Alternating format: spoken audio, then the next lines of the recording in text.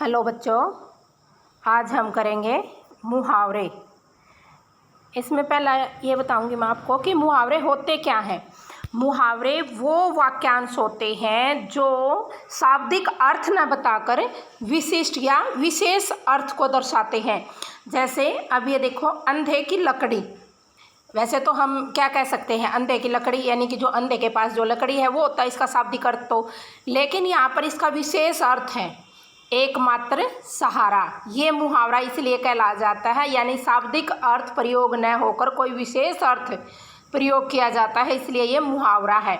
और ये कभी भी ना स्वतंत्र प्रयोग नहीं होते। अब ये देखो, अगर हम इसका प्रयोग करेंगे अंधे की लकड़ी का, तो हम क्या करेंगे, किसी वाक्य के बीच में रमेश के लिए उसका पोता अंधे की लकड़ी है। अब हमने ये वाक्य के बीच में जोड़ दिया है अंधे की लकड़ी, यानी कि मुहावरों का कभी भी शाब्दिक अर्थ नहीं होता बल्कि विशेष अर्थ होता है।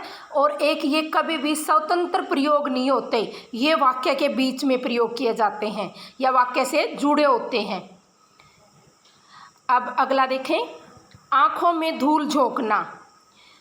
इसका क्या होगा मुहावरा, अर्थ क्या होगा इसका, धोखा देना। क्या होगा इसका, धोखा देना। मालिक की आंखों में धूल झोंककर नौकर लाखों रुपए ले गया।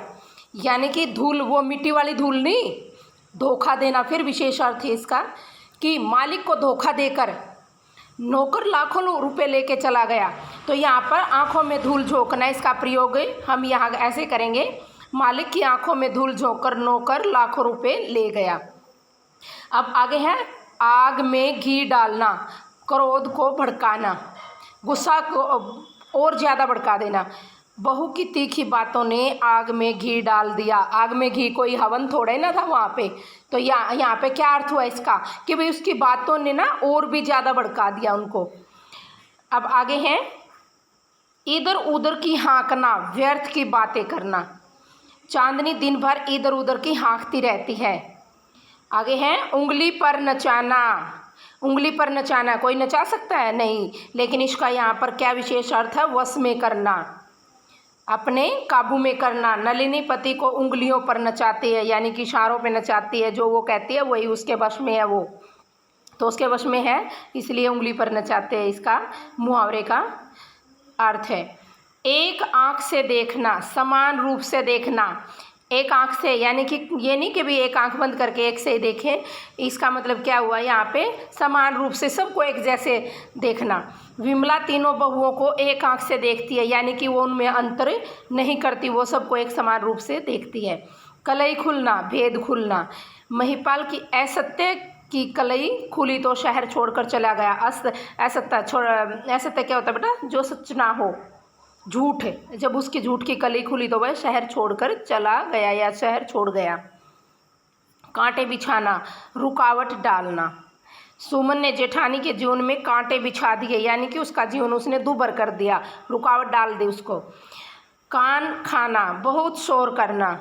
अब कोई कान थोड़े ना खाएगा, तो इसका अर्थ क्या होगा, बहुत शोर करना।